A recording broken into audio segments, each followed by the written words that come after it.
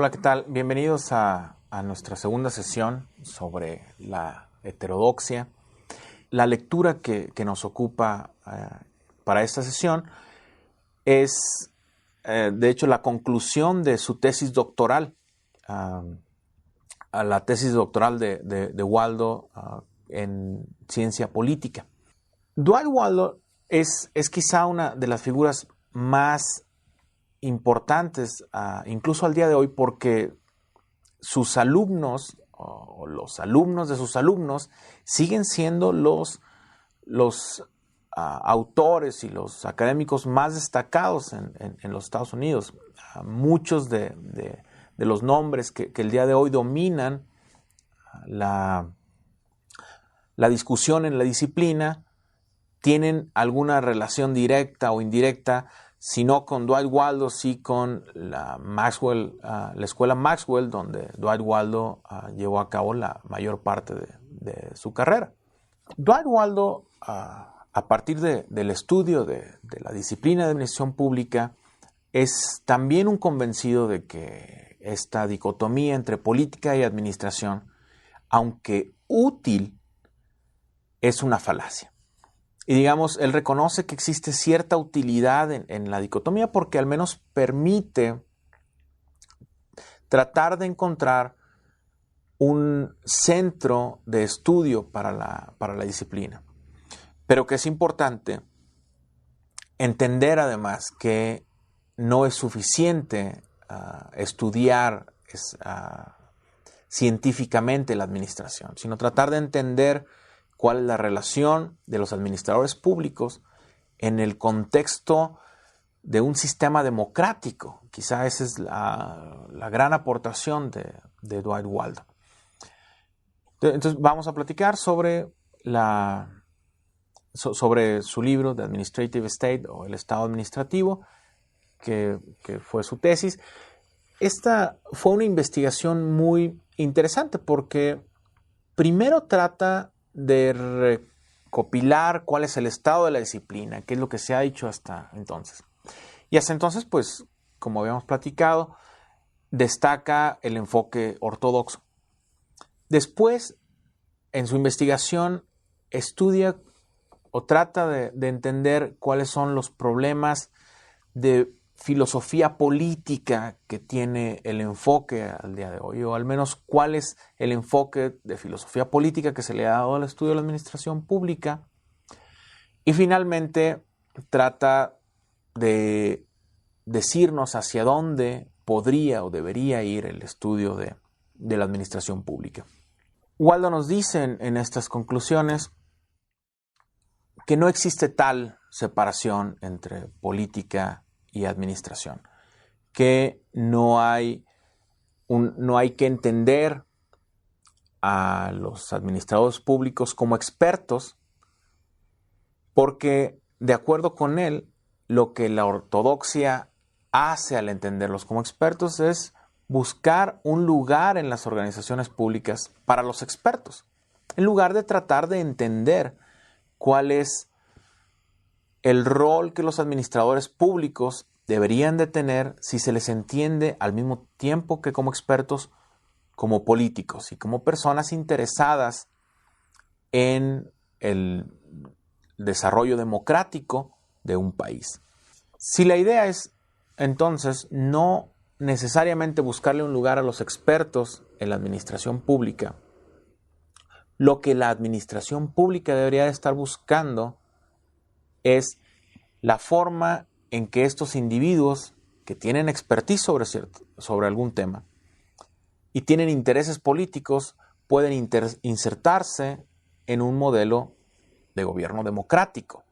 Recordemos que Waldo estaba de alguna forma tratando de hacer el caso, tratando de construir esta idea de que una democracia puede ser eficiente también. Y una democracia requiere de administradores públicos que, a partir de su interés quizá en el desarrollo del país, contribuyen a alcanzar los fines que el gobierno se propone. Es importante entender el contexto. de esta teoría, porque Waldo está también hablando en un momento de posguerra en el que el socialismo está tratando de competir con los sistemas democráticos. Entonces, Waldo trata de entender el rol que van a tener los funcionarios públicos, no únicamente como expertos, sino como alguien que contribuye al desarrollo democrático de un país. Waldo nos dice que si no consideramos la democracia como una parte fundamental de la administración pública, vamos a continuar estudiando detalles muy específicos de las funciones que llevan a cabo los administradores públicos. Es decir, critica de alguna forma lo que se estaba haciendo hasta el momento, porque hasta el momento la disciplina se estaba concentrando en estudiar funciones muy específicas de lo que hacen los administradores públicos. Esta es de alguna forma la crítica al Post-Corp de Gulick. Recordamos que el Post-Corp, el acronismo que crea Gulick, trata de decirnos que si los administradores públicos dominan cada una de estas funciones, entonces ellos van a poder ser buenos administradores públicos. Lo que Waldo nos dice es, si seguimos por ese camino y empezamos a estudiar cómo hacer cada una de esas pequeñas funciones más eficiente y más eficaz, no vamos a generar progreso en el estudio de la administración pública. Además, nos dice Waldo, el estudio científico de esas funciones no soportaría una prueba o un test que midiera la cientificidad de esos avances o de esos progresos que estudian cosas muy pequeñitas. Además dice, el estudio de la disciplina de administración pública va avanzando hacia un scope o un foco muy amplio. Empezamos a estudiar de todo al mismo tiempo que empezamos a estudiar los detalles de cada una de esas funciones. De alguna forma se ve como que hay una contradicción en la forma en la que empieza a avanzar la disciplina de la administración pública y nos dice, esa forma no nos va a llevar a buen puerto. La siguiente crítica que haría Waldo a cómo se está estudiando en ese momento la administración pública o cómo avanza la disciplina tiene que ver con la crítica a aquellos que critican el avance científico. De alguna forma, esta crítica toca los puntos que desarrolla Herbert Simon, de lo cual vamos a hablar en la próxima sesión, pero podemos avanzar diciendo que Waldo no está conforme con aquellos que critican el estudio científico de la administración pública o el estudio científico de la administración, poniéndolo así general, solamente por el hecho de que no se puede llegar a principios universales que rijan la administración en cualquier contexto. De hecho, Waldo nos dice algo así como, bueno, las sociedades necesitan de fe y de creer en algo. Es decir, lo que nos dice es, si esta dicotomía entre política y administración no es real, al menos sí ayuda mucho a tratar de entender mejor cómo hacer esta parte de administración mejor, ¿no? No podemos llegar a ningún lado sin fe, nos dice algo. ¿Sí? Necesitamos creer en algo. Y a lo mejor creer en estos principios o creer en que los administradores públicos consiguen algo al aplicar estos principios nos puede ayudar. Digamos que con esa crítica a la situación actual de la disciplina, Waldo nos dice lo que necesitamos hacer ahora o en lo que necesitamos avanzar es quizá en introducir una filosofía de la administración. Y administración, digamos, una filosofía de la administración pública.